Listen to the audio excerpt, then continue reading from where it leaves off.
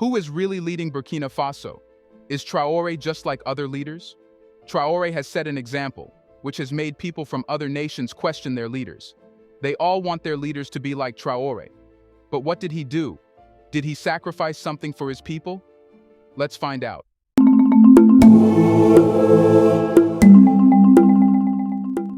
Is Burkina Faso truly in the hands of one man, or is there a larger force at play behind the scenes? The world has been watching Ibrahim Traoré, the young president of Burkina Faso, with a mixture of fascination and skepticism. But what if Traoré is merely the face of a much deeper movement, one that harks back to Africa's most profound struggles for liberation? This isn't just about a president. It's about a vision rooted in the revolutionary spirit of leaders like Thomas Sankara, pushing for Africa's complete independence from external control. Under Traoré, Burkina Faso is emerging as a pivotal player in a new wave of African leadership. Unlike many of his contemporaries, Traoré isn't pursuing personal power or wealth. Instead, he is aligning his actions with a revolutionary philosophy that emphasizes humility, self-reliance, and African unity. His leadership style, much like Sankara's before him, challenges the conventional Western notions of governance, placing the welfare of his people and the independence of his nation above all else. So, what makes Ibrahim Traoré's leadership unique?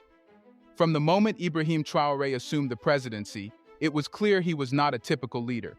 One of his first acts in office was to reject the perks and privileges traditionally associated with the role of president. Instead of accepting a lavish salary, Traoré chose to continue earning the modest wage of a military captain, his previous rank in the armed forces. This decision is more than just a symbolic gesture of humility. It reflects a deeper connection to the revolutionary principles that have long defined Burkina Faso's political identity. Traoré's rejection of personal wealth and power is a direct tribute to Thomas Sankara, the revolutionary leader who governed Burkina Faso from 1983 until his assassination in 1987. Sankara famously lived modestly and insisted that his government officials do the same.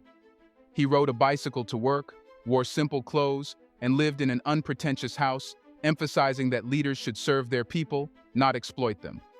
By following in Sankara's footsteps, Traoré is sending a clear message. Burkina Faso's leadership is about sacrifice, service, and revolution. Moreover, Traoré's leadership style challenges the common African political narrative, where leaders often accumulate wealth and power while the masses remain impoverished. By forgoing the trappings of wealth, Traoré sets himself apart as a leader committed to the people, not to personal gain. This is a radical departure from the norm in Africa, where leaders often use their positions to enrich themselves at the expense of their countries.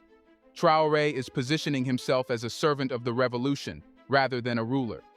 But Traoré's humility is not just about rejecting wealth. It's about embodying the values of the revolution that Sankara started. Sankara's vision of a self-reliant Africa free from Western exploitation is the foundation of Traoré's leadership. Sankara believed that Africa's liberation would come not through foreign aid or dependency, but through the hard work and unity of African nations. Traoré, through his actions, is breathing new life into these revolutionary ideals. And recently, he has decided to not even take his salary. But this he considered very little. He has done way more things to revive Burkina Faso. Traoré's rejection of conventional power structures is the first step in a larger plan to revive Burkina Faso's revolutionary spirit. But how does this revolution translate into practical governance? Here's a reminder to please like and share the video and subscribe to our channel to watch more videos on Black culture, history, civilization, and identity. Let's continue now. To understand Traoré's leadership, one must first appreciate the revolutionary legacy of Thomas Sankara, whose brief but impactful rule laid the groundwork for a radical shift in how Burkina Faso, and Africa as a whole, approached governance. Sankara's presidency was marked by his unyielding commitment to African self-reliance and his bold rejection of Western aid and influence. He argued that Africa's dependency on foreign powers was a form of modern-day slavery, and he sought to liberate Burkina Faso by severing its ties to international financial institutions like the World Bank and the International Monetary Fund (IMF). Traoré has picked up where Sankara left off, placing national independence at the heart of his administration. One of Traoré's first actions as president was to implement policies that directly aligned with Sankara's revolutionary ideals. His government introduced sweeping reforms aimed at cutting unnecessary government spending, reducing corruption, and ensuring that government officials lived modestly. Ministers and high-ranking officials are now expected to adhere to the same principles of humility and service that Sankara championed during his tenure. This isn't just about internal governance. Traoré's leadership is also deeply connected to Sankara's vision of a Pan-African revolution. Sankara believed that African nations needed to unite in their struggle for independence, forming alliances that would allow them to break free from the economic and political dominance of Western powers. Traoré's foreign policy reflects this same commitment to African solidarity. His government has worked tirelessly to strengthen ties with other African nations that share Burkina Faso's desire for true independence. But Traoré's revolution goes beyond rhetoric. His administration has taken tangible steps to reduce Burkina Faso's dependence on foreign aid, instead focusing on developing the country's resources. Sankara famously declared that, "He who feeds you, controls you," and Traoré has echoed this sentiment by promoting policies that prioritize local production and agricultural self-sufficiency. Under his leadership, Burkina Faso has expanded its agricultural sector, investing in small-scale farmers and encouraging local production to reduce the country's reliance on imported goods. Traoré's government has also focused on empowering the youth and women of Burkina Faso, much like Sankara did during his presidency. Recognizing that the youth are the future of the revolution, Traoré has implemented programs aimed at providing education, vocational training, and employment opportunities for young people. These initiatives are designed to build a new generation of leaders who are committed to the principles of self-reliance and Pan-African unity. The parallels between Traoré and Sankara are undeniable. Both leaders share a commitment to social justice, economic independence, and African unity. However, Traoré faces a different set of challenges than Sankara did. While Sankara's revolution was cut short by internal betrayal and external pressures, Traoré is leading in an era where Africa's relationship with the West is more complex. The world has changed since Sankara's time, but the revolutionary ideals remain the same. As Traoré revives Sankara's revolutionary vision, Burkina Faso is making bold moves to free itself from Western control. But how far is Traoré willing to go? But the people of the Sahel have understood, and we will never be able to be manipulated again. They know where they come from, they know what they are doing, and they know where they are going.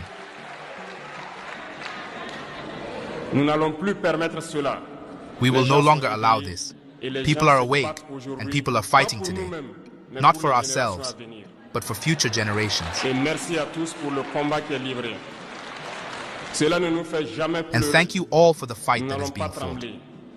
This will never make us cry. We will not tremble. We will fight. We will fight for real independence, for our freedom. In a move that sent shockwaves through Africa and Europe alike, Ibrahim Traoré's government took the unprecedented step of expelling French troops from Burkina Faso in 2023.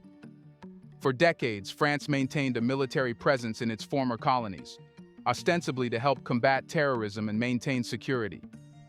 But for many African nations, including Burkina Faso, this presence was a reminder of their colonial past and a symbol of continued Western dominance.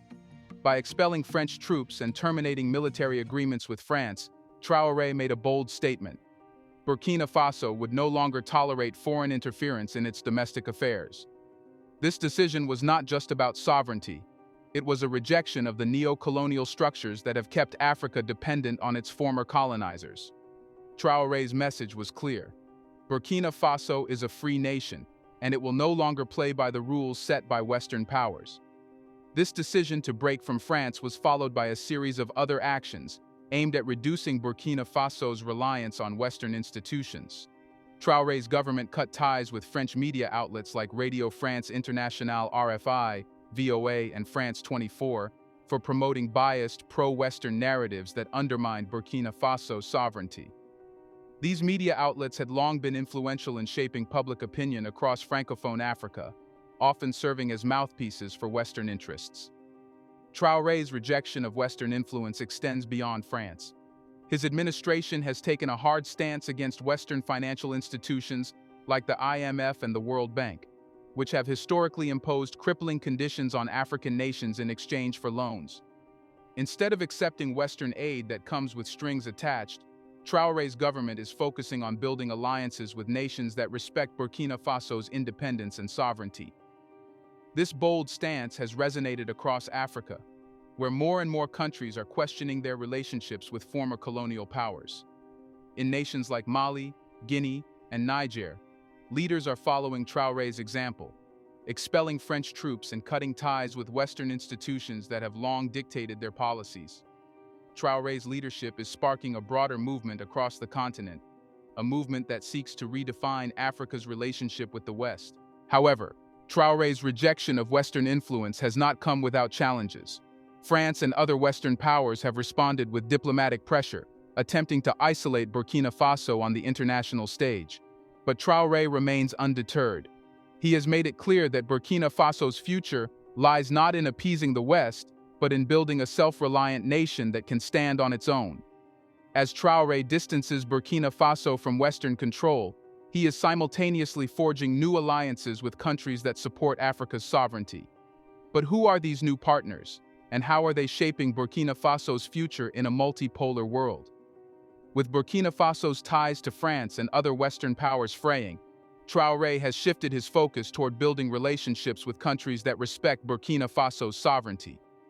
This shift marks a significant realignment in Burkina Faso's foreign policy, moving away from the traditional Western-dominated power structure and toward a multipolar world where African nations can engage with a diverse range of global partners. One of the key players in this new alignment is Russia. Traoré's government has deepened its ties with Moscow, which has historically supported African nations in their struggle against colonialism and Western imperialism.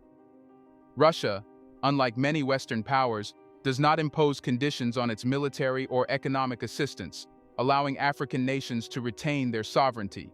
In recent months, high-level meetings between Burkinabe officials and their Russian counterparts have resulted in new agreements for military and economic cooperation. On se sent en famille en ce sens que la Russie est une famille aussi pour l'Afrique. C'est une famille parce que nous avons la même histoire. These new partnerships are not limited to defense. Russia has also offered to assist Burkina Faso in developing its energy sector, particularly in the areas of nuclear energy and natural gas exploration. By leveraging Russian expertise, Burkina Faso is positioning itself to develop its energy infrastructure, reducing its dependence on foreign aid and imported energy sources. In addition to Russia, Burkina Faso has also turned to Iran for support. Like Russia, Iran has a long history of resisting Western domination and has been willing to engage with African nations as equal partners. Traoré's government has sought to strengthen economic ties with Iran, particularly in areas like infrastructure development and agriculture. These partnerships are mutually beneficial. Iran and Russia gain new markets for their goods and services, while Burkina Faso gains access to technology and expertise that will help it achieve economic self-sufficiency. Prime Minister Apollinaire Joachim Guillaume de Tambala, a staunch advocate of Thomas Sankara's revolutionary ideals, has been instrumental in forging these new alliances. His diplomatic missions to Moscow and Tehran have laid the groundwork for deeper cooperation in areas that go beyond military support. These partnerships are about creating a new global order where African nations can stand on their own, free from the dictates of Western powers. Traoré's vision is clear. Burkina Faso will thrive in a multipolar world where it is not dependent on any one power. By diversifying its alliances, Burkina Faso is creating a future where it can engage with a range of global partners on equal terms. This shift toward a multipolar world reflects a larger trend in Africa, where more and more nations are seeking to reduce their reliance on Western aid and explore new partnerships with countries that respect their sovereignty. As Traoré builds new alliances and steers Burkina Faso toward a future of self-reliance, his leadership is sending ripples across the African continent. But could his revolutionary path inspire a larger movement for African independence? Just like on Traoré rejection, locals wanted their leaders to also do the same. The locals will also demand from their leaders what Traoré is doing. So, Ibrahim Traoré's leadership is not just transforming Burkina Faso, it is inspiring a new wave of African independence. At a time when many African leaders still cling to Western approval, Traoré is charting a different course, one that rejects the status quo and embraces the principles of African unity and self-reliance. His bold stance against Western powers, his commitment to following Thomas Sankara's revolutionary ideals, and his determination to build a multipolar world are resonating far beyond Burkina Faso's borders. Across the African continent, leaders and citizens alike are watching Traoré's every move, inspired by his courage to stand up to Western powers. In Mali, where French troops were also expelled in recent years, Traoré's leadership is seen as a blueprint for how African nations can reclaim their sovereignty. The same is true in Guinea and Niger, where leaders are pushing back against the influence of former colonial powers and seeking to build new alliances with countries that respect their independence. Traoré's leadership is also inspiring a new generation of African youth, many of whom see him as a symbol of hope for a continent still grappling with the legacy of colonialism. Across social media platforms, Traoré's speeches and actions are being shared and celebrated by young Africans who are eager to see their countries break free from the cycle of dependency on the West. Traoré's commitment to youth empowerment and education is particularly appealing to this demographic, as it offers a vision of a future where Africa's young people are the drivers of change. But Traoré's revolution is not just about rhetoric. It's about building a practical framework for African independence. His administration is working to develop a pan-African network of leaders and activists who are committed to the same principles of self-reliance, unity, and resistance to foreign exploitation. By fostering these connections, Traoré hopes to create a continental movement that will redefine Africa's place in the world. However, the challenges are immense. Western powers are not ready to relinquish their control over Africa, and they will likely continue to use economic, political, and military pressure to undermine leaders like Traoré. But the tide is turning. Across Africa, people are waking up to the reality that true independence requires more than just political sovereignty. It requires economic and cultural freedom as well. As Traoré's revolution gains momentum, the world is watching closely. So, to sum this up, Ibrahim Traoré's leadership is more than just a moment in Burkina Faso's history. It is the beginning of a new chapter in African leadership. By rejecting the perks of power, cutting ties with Western powers, and forging new alliances that respect African sovereignty, Traoré is showing the world that Africa can and will lead itself. As Burkina Faso emerges as a beacon of independence and revolutionary strength, Traoré's actions are resonating across the continent. His bold moves to reject Western influence, build new alliances, and inspire a pan-African movement are exactly what Africa needs to reclaim its future. Burkina Faso, under Traoré, is not just leading itself, it is leading a continent. Traoré's revolutionary path is a reminder that true leadership is about sacrifice, vision, and a commitment to the people. The time for compromise and subjugation is over. Africa's leaders must now rise to the challenge of creating a continent that is united, independent, and strong. Will Burkina Faso become the model for a new kind of African leadership, or will it face the same fate as past revolutionary movements? Let us know in the comment section. What future will Africa have? Do you want to watch more videos like this one? If so, subscribe to our channel and press the bell icon next to it. We have decided to bring videos on something nobody talks about: the Black culture, civilization, history, and evidence about how glorious Blacks have been. Thanks for watching, and until the next video, stay tuned.